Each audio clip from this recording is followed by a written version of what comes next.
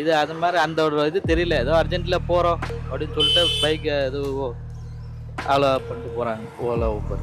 அது எப்படி ride close பண்ணிட்டாலும் இன்னும் வந்துட்டு தான் இருக்காது. ஏன்னு தெரியல. கவர்மெண்ட்டு அது எடுத்தாலும் அப்படி தான் இருக்காங்க. வந்து அதை தான் போயிட்டுருக்காங்க. அது மக்கள் தான் புரிஞ்சு நடக்கணும். நீ நாளைக்கு வாப்பா எங்கே ஓட போகிறேன், இங்கே தானே இருக்கிறான், இப்போ செலவுக்கு வச்சுக்கோ, வியாபாரம் இருந்ததுன்னா கொடுத்துட போகிறேன், துணிலாம் பார்த்துட்டு நீ தானே பார்த்துன்னுக்கிற, அப்படி எப்படி இருக்குது, இருந்ததுன்னா கொடுத்துட போகிறேன், இல்லை என்ன, அதனால் நாளைக்கு வா, வேலை வந்து அன்றைக்கி வேலை பார்த்துட்டு அந்த சம்பளம் கொடுத்துருவாங்க. அன்றைக்கி வேலை பார்த்தோம் பார்த்தீங்களா, அது வந்து அவ்வளோதான். அது அப்படியே பெண்டிங்லேயே அடுத்த நாளைக்கு நம்ம 2 நாள் காசு அப்படி பெண்டிங்லேயே இருக்கும். நம்ம எதனா சண்டை கட்டை போட்டு என்ன நம்ம அந்த காசை வாங்கி வெளியே வந்தால் உண்டு. கவர்மெண்ட்டே அலோன்ஸ் பண்ணிட்டாங்க 20 ரூபா 18 ரூபான்னு. அது இன்னும் அவங்க இதில் வந்து பழைய ரேட்டு 12 ரூபா ரேட்டு தான் வருது. 12 ரூபா 13 ரூபா கிலோமீட்டர். அது ஏன்னா சவாரி எல்லாமே அதுக்கு தான் போகிறாங்கன்றனால அதை தான் ஓட்ட வேண்டியது இருக்குது. வேறு எதுவும் சும்மா தான் உட்காந்துருக்குறோம். இப்போ வரதில்ல, அதுவும் வரவே மாட்டேங்குது. ஏன்னா காம்படிஷன் அதுலேயே போயிடுச்சு. நீங்கள் கம்மியாக கொடுத்தா நான் கம்மியாக கொடுத்தா இப்படி தான் போகுது. அதனால் நார்மலாக இப்போ தான் மக்கள் கொஞ்சம் கொஞ்சமாக வெளில போகிற ஆட்டையே பிடிச்சிட்டு போயிடலாம், இதில் எங்கே போகிறோன்ட்டு அதில் போயிடுறாங்க. வரும்போது அதுக்கேற்ற மாதிரி கடன் தான் நிறைய. தண்டல் வாங்கிக்கலாம், தண்டல் நம்ம தண்டல் டெய்லியும் வாங்குறது, ஒரு 20,000 வாங்குறது, டெய்லி 200 300 கட்டுறது, அந்த மாதிரி தான் ஓடிட்டு. அது என்னென்னு தெரியல. வருமானம் கேட்டால் வருமானம் இல்லைன்றாங்க. எல்லா தொழிலுமே வருமானம் இல்லைன்றாங்க.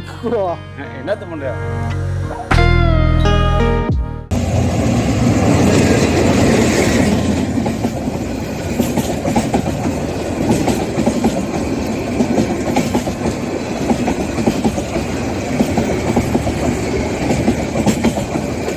மியா வாய்ஸ் நேயர்களுக்கு வணக்கம். இன்றைக்கி நம்ம வந்து கேட்டோம், நம்ம டி நகருக்கு தான் வந்திருக்கோம். டி நகரில் நம்ம இது பண்ணுற 3வது வீடியோன்னு நினைக்கிறேன். டி நகரில் நம்ம எத்தனை வீடியோ பண்ணாலும் பத்தாது உண்மையை சொல்ல போனால். ஏன்னா நம்ம இருக்கிற வியாபாரிகளும் இங்கே இருக்கிற கஷ்டங்கள், ஒவ்வொருத்தவங்களும் இருக்கிற கதைகள், இதெல்லாம் நம்ம வந்து கேட்டுக்கிட்டே போகலாம். அந்த மாதிரி ஒரு பதிவு தான் தேடி தான் இன்றைக்கி நம்ம வந்திருக்கோம். ஸோ லேட் பண்ணாமல் இன்றைக்கி வீடியோக்குள்ள நம்ம போயிடலாம். வணக்கம்ண்ணா. சொல்லுங்கள், நம்ம பேர் என்ன? என் பேர் நெல்லி. நெல்லி. ஓகேண்ணா, சொல்லுங்கள். இப்போ வந்து ஆட்டோ தொழிலுக்கு வந்து நீங்கள் எவ்வளோ வருஷம் ஆகுதுண்ணா? நான் வந்து ஒரு 30 வருஷமாக ஆகுது. 30 வருஷமாக ஆட்டோ ஓட்டிட்டு 30 வருஷமாக இருக்கேன். ஆனால் எல்லாமே நார்மல் சவாரி தான் கரெக்டாக இருக்கும்.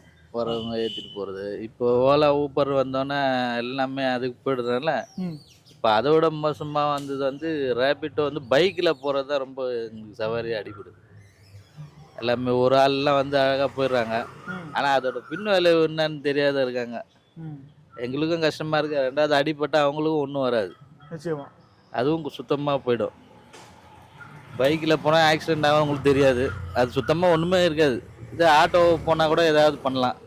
இன்சூரன்ஸு பேக் ஒரு இன்சூரன்ஸ் போடலனால இன்னொரு இன்சூரன்ஸ் உங்கள் பேக் பேசஞ்சருக்குன்னு ஒரு இன்சூரன்ஸ் போடுவாங்க. அவங்களுக்காவது கிளியர் பண்ணலாம். இது அது மாதிரி அந்த ஒரு இது தெரியல. ஏதோ அர்ஜென்ட்டில் போகிறோம் அப்படின்னு சொல்லிட்டு பைக்கை இது ஆலோ பண்ணிட்டு போகிறாங்க ஓலா ஊபர். அது எப்படி ரைடு க்ளோஸ் பண்ணிட்டாலும் இன்னும் வந்துட்டு தான் இருக்காது. ஏன்னு தெரியல. கவர்மெண்ட்டு அது எடுத்தாலும் அப்படி தான் இருக்காங்க. வந்து அதை தான் போயிட்டுருக்காங்க. அது மக்கள் தான் புரிஞ்சு நடக்கணும். வணக்கம்ண்ணா. வணக்கண்ணா. சொல்லுங்கள், உங்கள் பேர் என்ன? பாபு. பாபு. ஓகேண்ணா. இங்கே வந்து டெய்லரிங் கடை வச்சுருக்கீங்க. ரோட்டரமாக நீங்களாம் சின்னதாக ஒரு கடை வச்சுருக்கிறேன். சொல்லுண்ணா, எவ்வளோ வருஷமான இந்த தொழில் பார்த்துட்டு இருக்கீங்க? ஆனால் ஒரு 15 வருஷம் மேலே தான் இருக்கணும். 15 வருஷம் மேலே பார்த்துட்டு மேலே இருக்கேன். தான். இதே இடத்துல? இதே இடத்துல தான் இருக்கிறான். Okay okay okay. வேறு எங்கேயும் மாறல, இதே இடம் தான். ஓகே. ஏன்னா இப்போ மற்ற தொழில் அப்படின்னு தெரில, இப்போ டெய்லரிங் தொழில் அப்படின்னு வரப்போ 15 வருஷத்துக்கு மேலே ஒரே தொழில் பண்ணுறதுன்றது என்ன காரணம்ண்ணா? ஒரே தொழில் பண்ணுறோம். எங்கே போனால் டைலரிங் போனாலும் சரி, சம்பளம் வந்து அவ்வளோ கிடைக்காது. நம்ம ஒரு வேலைக்கு வேலை இடத்துல போனால் கிடைக்காது. 400 ரூபா கொடுப்பாங்க, 500 ரூபா கொடுப்பாங்க. அதுலேயே வந்து பிடிச்சிருந்தான் கொடுப்பாங்க. நாளைக்கு வருவியா வரமாட்டேன்னு சொல்லிட்டு அது பிடிச்சிருந்தான் கொடுப்பாங்க. ஓ, அப்படி பண்ணுவாங்க. அப்படி பண்ணுவாங்க. நீ நாளைக்கு வாப்பா எங்கே ஓட போகிறேன், இங்கே தானே இருக்கிறான், இப்போ செலவுக்கு வச்சுக்கோ, வியாபாரம் இருந்ததுன்னா கொடுத்துட போகிறேன், துணிலாம் பார்த்துட்டு நீ தானே பார்த்துன்னுக்கிற, அப்படி எப்படி இருக்குது, இருந்ததுன்னா கொடுத்துட போகிறேன், இல்லை என்ன, அதனால் நாளைக்கு வா, வேலை வந்து அன்றைக்கி வேலை பார்த்துட்டு அந்த சம்பளம் கொடுத்துருவாங்க. அன்றைக்கி வேலை பார்த்தோம் பார்த்தீங்களா, அது வந்து அவ்வளோதான். அது அப்படியே பெண்டிங்லேயே அடுத்த நாளைக்கு நம்ம 2 நாள் காசு அப்படி பெண்டிங்லேயே இருக்கும்.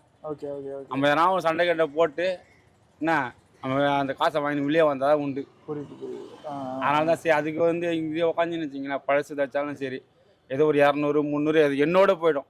நீங்க மட்டும் தான் பார்க்குறீங்க, அது உங்களோட போயிடும். என்னோட போயிடும். கண்டிப்பாக ஒரு 300 400 கண்டிப்பாக கிடைக்கும். கிடைக்கும். 300 400 கண்டிப்பாக கிடைக்கும். இதே வந்து அங்கே போனோம்னு வச்சு அந்த 300 400 ஏன்னா 5 பேர் இருக்கிறாங்க 10 பேர் இருக்கிறாங்க டெய்லர் இருக்கிறாங்க. ஆனால் வர்றது அந்த 5 துணி வருதுன்னு வச்சுக்கோங்க, ஆளுக்கு ஒரு துணி கொடுத்துருவாங்க தைக்கிறதுக்கு. எல்லாரும் செலவு பண்ணி கொடுத்துருவாங்க. அதெல்லாம் வரும் ஒரு 80 ரூபா வரும். அவ்வளோதான். அந்த இதமாக வேலை இருக்குது 80 ரூபா அவ்வளோதான் சொல்லிட்டு. ஆனால் 80 ரூபா அட்வான்ஸ் மாரி வாங்கின்னு வந்தேன்னு வச்சுக்கோங்க, டீ சாப்பிட்டு பஜ்ஜி சாப்பிட்டா சரியாக போயிடுச்சு. வீட்டுக்கு பால் வாங்கினா சரியாக போய் அவ்வளோ சம்பளம் கிடையாது. இது அப்படி கிடையாது. ஒரு 400 கிடைக்குது, ஒரு 500 கிடைக்குது, ஒரு 300 கிடைக்குது. ஆனால் கண்டிப்பாக டைலர் வேலைக்கு போகிறதுக்கு முன்னாடி இங்கே ஓரளவுக்கு பரவாயில்ல.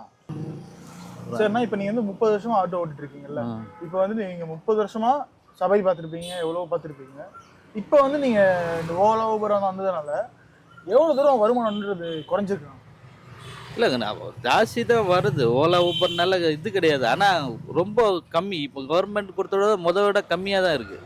இப்போ கவர்மெண்ட்டே அலோன்ஸ் பண்ணிட்டாங்க 20 ரூபா 18 ரூபான்னு. சரி, அது இன்னும் அவங்க இதில் வந்து பழைய ரேட்டு 12 ரூபா ரேட்டு தான் வருது. 12 ரூபா 13 ரூபா கிலோமீட்டர். அது ஏன்னா சவாரி எல்லாமே அதுக்கு தான் போகிறாங்கன்றனால அதை தான் ஓட்ட வேண்டியது இருக்குது. வேற எதுவும் சும்மா தான் உட்காந்துருக்கணும். இப்போ வரதில்ல, அதுவும் வரவே மாட்டேங்குது. ஏன்னா காம்படிஷன் அதுலேயே போயிடுச்சு. நீங்கள் கம்மியாக கொடுத்தா நான் கம்மியாக கொடுத்தா இப்படி தான் போகுது. அதனால் நார்மலாக இப்போ தான் மக்கள் கொஞ்சம் கொஞ்சமாக வெளில போகிற ஆட்டையே பிடிச்சிட்டு போயிடலாம், இதில் எங்கே போகிறோன்ட்டு அதில் போயிடுறாங்க. வராங்க ஓரளவுக்கு பரவாயில்ல. இந்த ஸ்கூல் இருக்கிறனால கொஞ்சம் கஷ்டம் இல்லாமல் போயிட்டுருக்கு. ஸ்கூல் சஃபாரி உங்களுக்கு போகிறதுனால அதனால கொஞ்சம் கஷ்டம் இல்லாமல். இப்போ ஸ்கூல் சஃபாரி மட்டும் இல்லைன்னா அது இல்லை, ஒரு அமௌண்ட்னு ஒன்று போயிட்டு வாடகை அப்படி தள்ளிட்டு போகலாம். மற்றபடி இதில் சம்பாரிச்சு முன்னேறணுன்றலாம் முடியாது. நார்மலாக தள்ளிட்டு போகலாம். ஸ்கூல் சவாரி எடுக்கிறதுனால கொஞ்சம் பரவாயில்ல. ஒரு நார்மலாக ஒரு அமௌண்ட் இருக்குது, வேலைக்கு போகிற மாதிரி நினச்சிக்க வேண்டியதான். சரி, இப்போ வந்து சரி இப்போ மழை காலம் மழை வந்து அவ்வளோ வீட்டு தான். மழை வந்தால் எதுவும் பண்ண முடியாது, ஒன்றும் பண்ண முடியாது. வீட்டில் தான் இருக்கணும் தான். எத்தனை 10 நாள் மழை பெஞ்சாலும் சரி எதுவுமே வீட்டில் தான் இருக்கணும். வீட்டில் தான், வேறு வழி கிடையாது. எத்தனை மணிலேருந்து எத்தனை மணிக்கு நான் ஓட்டுவீங்க? காலைல ஒரு 8 மணிக்கு, சரி 9 மணிக்கெலாம் ஸ்கூலில் விட்டு அதுக்கப்புறம் இதே 2 சவாரி 3 சவாரி பார்த்துட்டு மத்தியானம் 1 மணிக்கு இருந்தால் போயிடுவோம். இப்போ அரை நேரம் ஆஃப் டேனா, இல்லைனாக்கா சாயந்தரம் 3 மணிக்கு அங்கே போய்ட்டு அது ஒரு 1.5 மணி நேரம் 2 மணி நேரம் ஆகிடும். அதுக்கப்புறம் திருப்பி வந்து ஓட்டு ஒரு 9 மணி வரைக்கும் ஓட்டுவோம். ஸோ ஃபேமிலியில் உங்கள் ஃபேமிலியில் எத்தனை பேர்? என் ஃபேமிலியில் ஒரு பையன் ஒரு பொண்ணு கல்யாணம் பண்ணி கொடுத்துட்டேன். பையன் வந்து இன்ஜினியரிங் வேலை பார்க்குறான். வேலை பார்க்குறாங்க. ஒய்ஃபு ஒய்ஃப் வந்து அம்மா உணவகத்தில் வேலை பார்க்குறாங்க. அம்மா உணவகத்தில் வேலை பார்க்குறாங்க. சூப்பர். இப்போ பசங்களை படிக்க வச்சது எல்லாமே இந்த தொழில் தான். எப்படி நான் மேனேஜ் பண்ணீங்க? ஏன்னா ஒரு வருமானம்ன்றது 300 400 இருக்கும். வருமானம் அதுக்கேற்ற மாதிரி கடன் தான் நிறைய. தண்டல் வாங்கி தண்டல் டெய்லியும் வாங்குறது, ஒரு 20,000 வாங்குறது, டெய்லி 200 300 கட்டுறது, அந்த மாதிரி தான் ஓடின்னு இருக்குது. இப்போ கடன் ஃபுல்லாக கட்டி முடிச்சிட்டிங்களா? இல்லை, கடன் இன்னும் இருக்குது. எவ்வளோ இருக்குது? இன்னும் ஒரு 1.5 லட்ச ரூபா இருக்குது. 1.5 லட்ச ரூபா இருக்குது. ஓகே, அது இப்போ எப்படி நான் பசங்க கட்டுற மாதிரியா? பசங்க தான் கட்டணும். இப்போ அவங்க சொல்லி அவங்க இந்த 25,000 சம்பளம் வரான். 25,000. சரி, அதில் பாதி கொடுப்பான். வீட்டு செலவு போக, கடன் போக. அது இப்போ என் பொண்ணு கல்யாணம் பண்ணேன். சரி, இப்போ அந்த கடத்தை கொடுத்துன்னுக்குறான் ஃபஸ்ட்டு. பொண்ணு கல்யாணம் பண்ணது திருப்பி கடன் வாங்கியிருக்கீங்க? ஆமாம், கடன் வாங்கியிருக்குது. அந்த இதே கொஞ்சம் பெண்டிங் கடன் போயிட்டே தான் இருக்குது. அது வந்து கடன் இல்லாத இல்லை, கடன் இருந்துகிட்டே தான் இருக்குது. கடன் வாங்குற இது போட எதிர்பார்க்காத வைஃபு உடம்பு சரியில்லை. ஆப்ரேஷன் இது குடல் வாழ்வு சொல்லிட்டு ஆப்ரேஷன் பண்ணேன். ஒரு 10 நாள் ஆயிடுச்சு. அதுவும் 80,000 ஆயிடுச்சு. 80,000? அவன் வந்து என் பையன் வந்து வேலை செய்கிறதுல ஒரு 50,000 லோன் போட்டு வாங்கி கொடுத்தான். நான் ஒரு 20,000 தண்ணில் வாங்கினேன். டெய்லி 200 கட்டுற மாதிரி. அப்படி இப்போ என்ன அந்த பழைய பெண்டிங் அப்படியே நிற்கிது. காசு அது மேலே ஏறிட்டு தான் போகுது. குறையிற மாதிரி இல்லை. இந்த கொரோனாக்கு இப்படி தான். கொரோனா முன்னாடி பரவாயில்ல, குறைஞ்சி ஒரு 1000 ரூபா கண்டிப்பாக வரும். இந்த கொரோனா முடிஞ்சதுலேருந்து அவ்வளோலாம் வரல. 400 500 300 அந்த மாதிரி தான் வரும். குறைஞ்சது கொரோனா அது என்னென்னு தெரியல. அது வருமானம் கேட்டால் வருமானம் இல்லைன்றாங்க. எல்லா தொழிலுமே வருமானம் இல்லைன்றாங்க. என்னத்த பண்ணுற? இப்போ சனாசூர் ரெடிமேட்லாம் வந்து துணி விற்றா போதும்னா இப்போ அவங்களே வச்சுக்கிறாங்க மிஷின். கண்டிப்பாக அவங்களே பண்ணி கொடுத்துட்றாங்க. அவங்களே ஆல்ட்ரேஷன் எல்லாமே அவங்களே பண்ணி லென்த்து டைட் பண்ணுறது செய்யறதுனா அவங்களே பண்ணி கொடுத்துட்றாங்க. ஃபர்ஸ்ட்லாம் அதெல்லாம் கிடையாது, வெளியே வந்து பண்ணிப்பாங்க. இப்போ அவங்களே பண்ணி கொடுத்துட்றாங்க. இப்போ அதனாலே உங்களுக்கு பெரிய. ஆமாம். உங்கள் வயசுனா? என் வயசு 45. சரிண்ணா. இப்போ வந்து உங்கள் ஃபேமிலியில் எத்தனை பேர்? ஃபேமிலியில் எனக்கு 3 பசங்க. 3 பசங்க. 2 பசங்க. 2 பசங்க. மேரேஜ்? 4 பேர். மேரேஜ். இப்போ வந்து வீட்டில் நீங்களும் ஒய்ஃப் மட்டும் தான்? ஆமாம். Okay okay. பையன் இருக்கான். போயிருக்காங்க. இப்போ வாடகை வீட்டில் இருக்கீங்களா சொந்த வீடு? வாடகை வீடு தான். வாடகை வீடு தான். ஆமாம், அப்போத்துலேருந்தே வாடகை வீடு தான். சொந்த வீடு இருந்தெல்லாம் முடிஞ்சிச்சு. முதல்ல இருந்தது இது அப்பா இதுலலாம். இப்போ எல்லாம் வாடகை எல்லாமே ஃபேமிலி பிரிஞ்சுருந்தாங்க, எல்லாம் வாடகையில் தான். திருப்பி சொந்த வீட்டுக்கு போகணும்னு ஆசை இருக்கா? கண்டிப்பாக இருக்குங்க. இருக்கு. அது நம்ம இப்போ நாங்கள் சேர்க்கறது எல்லாம் இப்படி தான் போயிட்டுருக்கு. வண்டி எஃப்சி வந்துடும், அது இந்த காசு அதில் போட்டுற வேண்டியது போட்டுருவீங்க.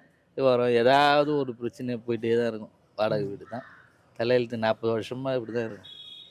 எதுவும் சேர்த்து வச்சு ஏதாவது சேர்த்து வைக்க முடிஞ்சா பரவாயில்ல, என்ன வாங்கிட்டு இருப்போமே. நாங்களும் எவ்வளோ ட்ரை பண்ணுறோம், ஏதாவது ஒன்று போயிட்டே தான் இருக்கு. செலவு வந்துட்டே தான் இருக்கு. அதாவது செலவு கரெக்டாக எடுத்துப்போம், திருப்பி வாங்குற மாதிரி தான் இருக்கு. கடன் வாங்கி செலவு பண்ணுற மாதிரி இருக்கும் ஒரு மாதம். ஓகே. அப்போ அடுத்த மாதத்துக்கு அது சரியாக போயிடும். ஓகேங்க. நான் வந்து பார்த்தேன்னா கடை பேர் வந்து ஃப்ரெண்ட்ஸ் டெய்லர்னு போட்டிருக்கீங்க. என்ன காரணம், பேர் காரணம்? அது யாருங்கன்னா எல்லாருமே ஃப்ரெண்ட்ஸ் தான். அவங்களுக்கு நீங்கள் ஃப்ரெண்டு வந்தால் தான் நம்ம தைக்க முடியும். அதனால தான் ஃப்ரெண்ட்ஸ் ஸ்டைல்னு வச்சாச்சு. வரவங்க எல்லாருமே ஃப்ரெண்ட்ஸ் தான். ஆமாம், வரவங்கள ஃப்ரெண்டு தான். அதனால அவங்களோட தான் நாங்கள் பழகிறோம். ஆமாம், நம்ம தேவையான நேம் வைக்க முடியாது. சும்மா நானாக அது வச்சு ஃப்ரெண்டுங்க எல்லாமே வரவங்களாம் ஃப்ரெண்டாக இருக்கணும். அதனால ஃப்ரெண்ட்ஸ் டெய்லர்னு சொல்லிட்டு வச்சாச்சு. Okay okay okay. இப்போ வாடகை வீட்டில் இருக்கீங்கல்ல, அதில் இருக்கிறது எவ்வளோ கஷ்டம் ஒரு வாடகை வீட்டில் இருக்குது?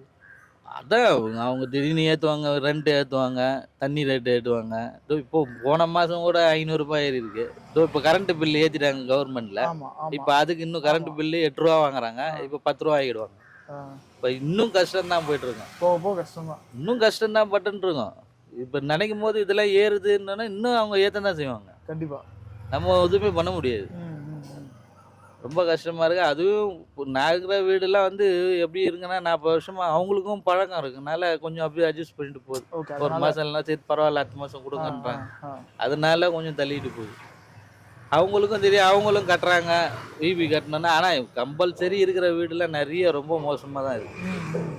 வாடகை ஃபுல்லாக கொடுக்கணும், இது கரெக்டாக கொடுக்கணும், காலி பண்ணிட்டு போகணும் அந்த மாதிரி சொல்லிடுறாங்க. ஆமாம், காலி பண்ணிவிடுங்க, முடியலன்னா எங்கே இருக்கீங்கன்னு. என்ன பண்ணுறது, நம்ம இதுக்கும் முடியாதுன்னு கடை வாங்கி கொடுத்துட வேண்டியது. இப்படி தான் ஓடிட்டுருக்கு. சேர்த்து வச்சு ஒன்றும் வாங்குற மாதிரி இல்லை. வாங்கணும்னா வாங்கணும், ஒரு குடிசையாவது போட்டிட்டு போயிடலான்டான்னு ஒரு வாட்டி நினைக்க தோணும்.